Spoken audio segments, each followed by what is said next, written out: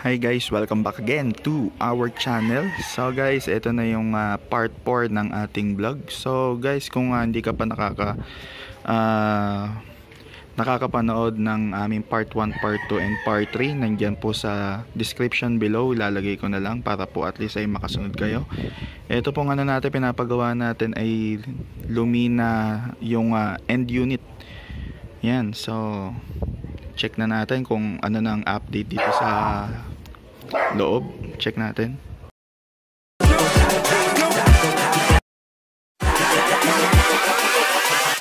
Hold up.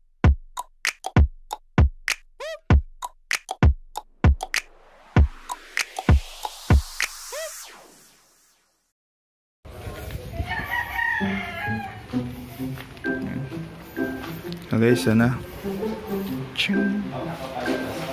Yan, meron na pong division.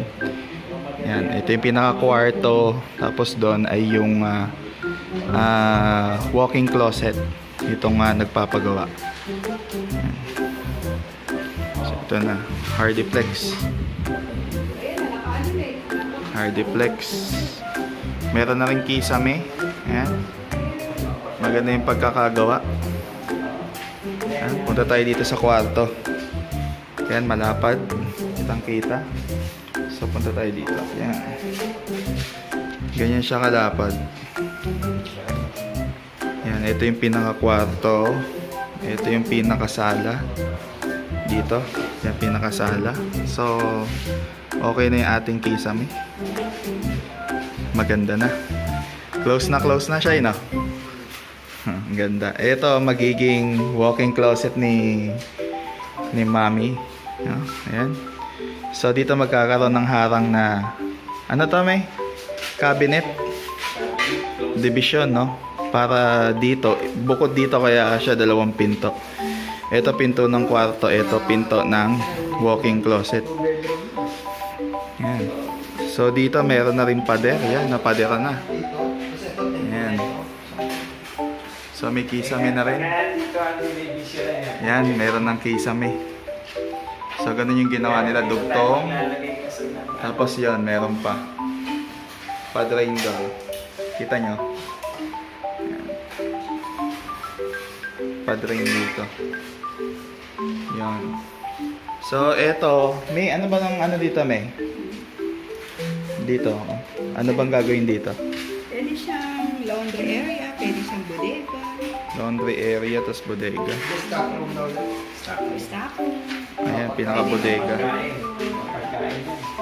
Storage ng pagkain yan. Storage ng pagkain. Lockdown. Pag-lockdown ulit. Ayan, ito yung mga gumagawa sa amin. Kontakin nyo si Boss Tolits. Pulilan ba ito? Pulilan ba kayo? Pulilan. Taga Pulilan. Ang dami na nga nagtatanong eh. Kung ano raw ba contact number nyo. Mga contact number. Oo. Bulacan lang tayo, ano? Hindi man yata tayo gagawa ng Manila.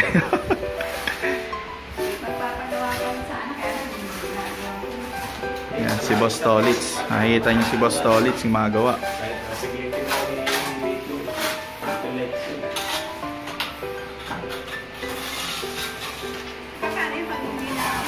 Na yung kisame, oh.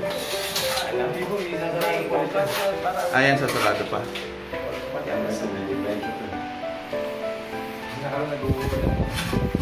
Tiles na lang pala ako. Ayos na, oh.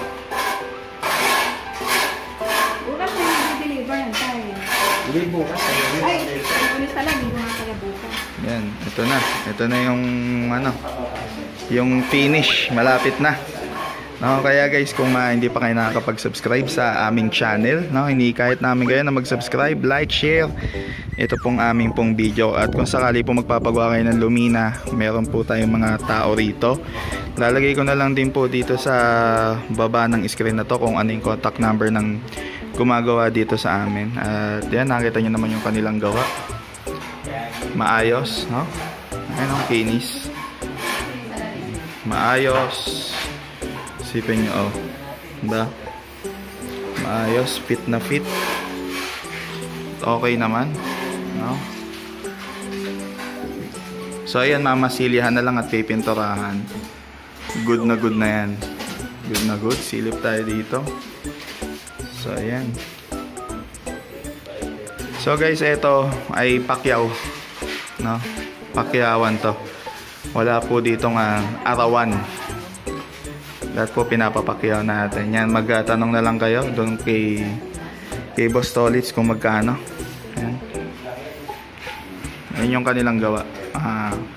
Para po sa akin maayos, maganda naman. Maluwag naman, no? Maluwag yung lugar. Maluwag. So ito yung pinakasala eh.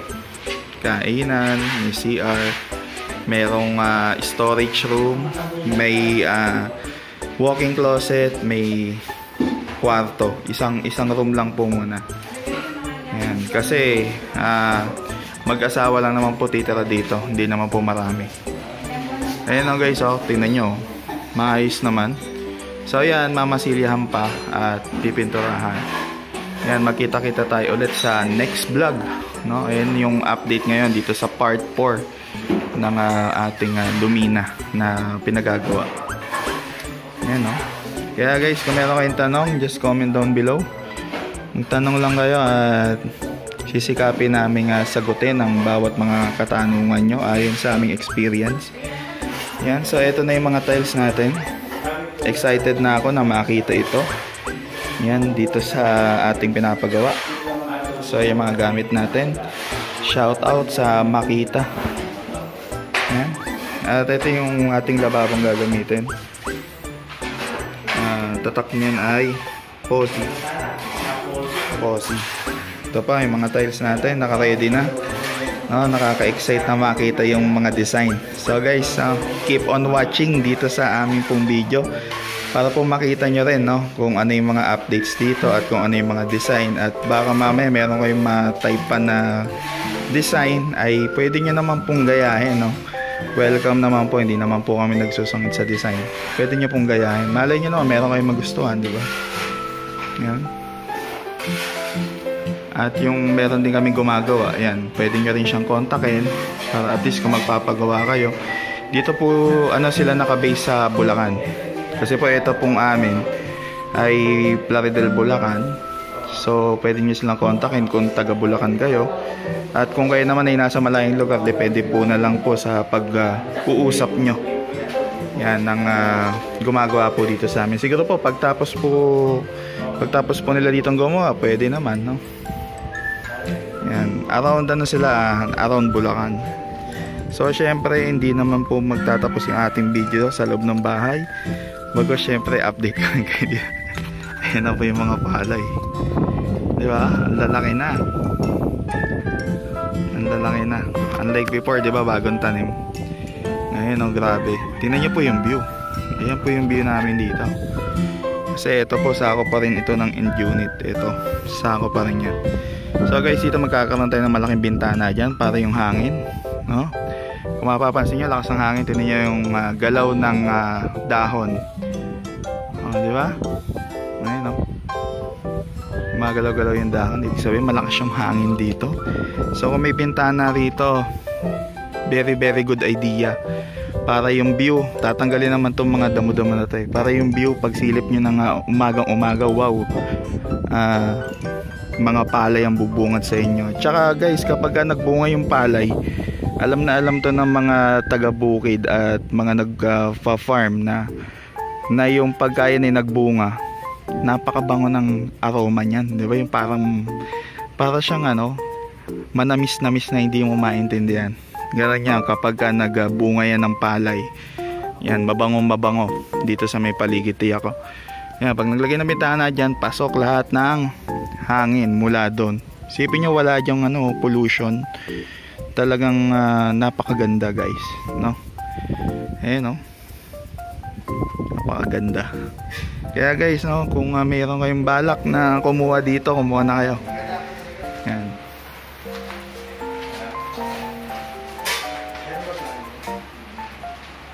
Dami rin palang ilaw 4. 1, 2, tatlo, apat, lima. Lima. Isa sa gitna. Yan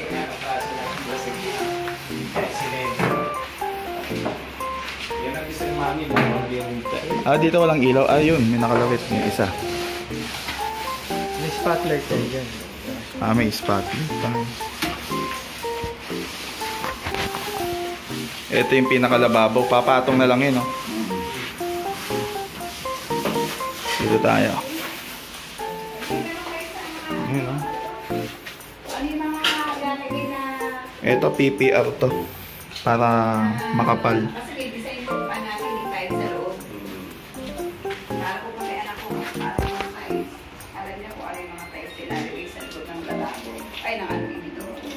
Yan, ito yung CR. Siguro na pinalitan yung ligo. Maganda na. Lilinisin na lang. Ay, yung wala dito, tatanggalin mo. Old school yan. CR. Ayun yung kisame, oh. Dapat Meron tayong meron tayong chicken wire at insulation. Mahalaga yan, mga kalumina. Mahalaga. Isipin nyo kung may ganyan na, meron ng insulation, may chicken wire para yung insulation nyo hindi lulundo. Plus, meron pa kayong kisaming ganito. Zero init. Zero init. Okay? Marami po kasi nagsasabi, kahit na wala ng insulation, basta't may kisame, okay na yun. Huwag po kayong maniniwala. Mas maganda pa rin merong insulation. No, insulation, tapos kisame. Napakamura lang naman po ng, insulation. Napakamura. Okay? Yung po yung may papayo ko sa inyo. Mag-insulation kaya kasi mura lang naman yun. Okay?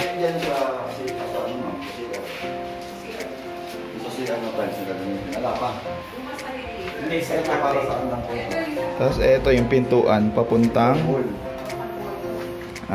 storage room. So guys, medyo madilim ng konti. Ayan, oh. Ayan yung papuntang storage room. So close na, dati open tong ito. Dati ito open to eh. Ngayon kinalose na natin. Okay na okay, di ba? Papalitadaan yan at pagaganda yan. Ako, nakaka-excite naman na makita to. Punta tayo dito. Ito na.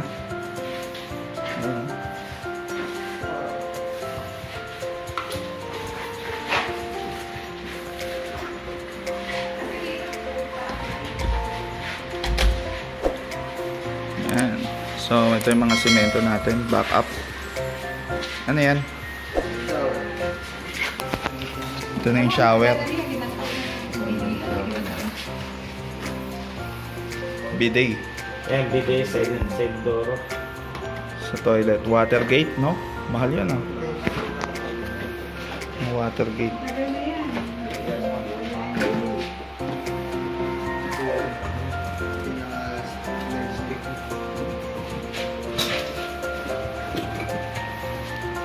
Unboxing pala to.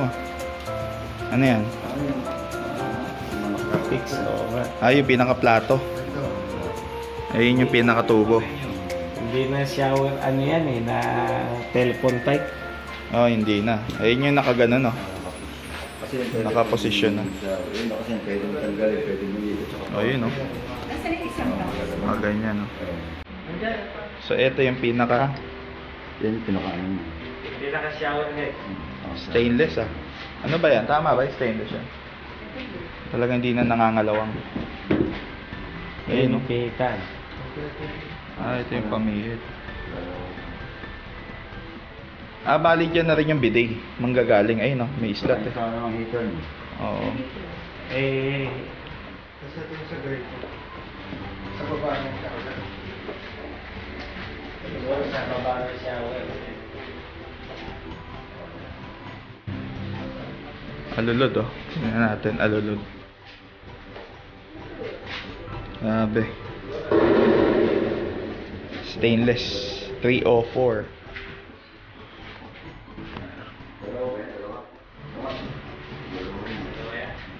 Ganda, oh. Labing grapo yan, ah. May taas baba yan. Ngayon, mahal na yan. Maraming ganyan. Mahal niyan. Hindi yung pinagpit na may subdivide sa palengke. Hindi yung pala gagamit ng heater at pinagamit. Dalawa pa yung Kasi may heater. Saan presyo? 5 years ago na to. 10,000 yan? Isang set na yan? Iba-iba. Magkakaiba.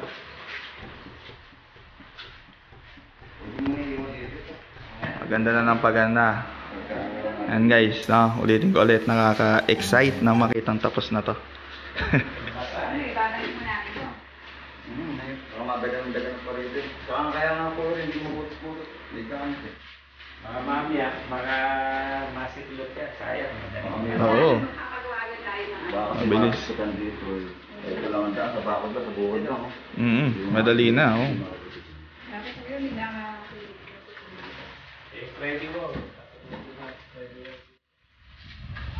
Yan, check natin yung paligid.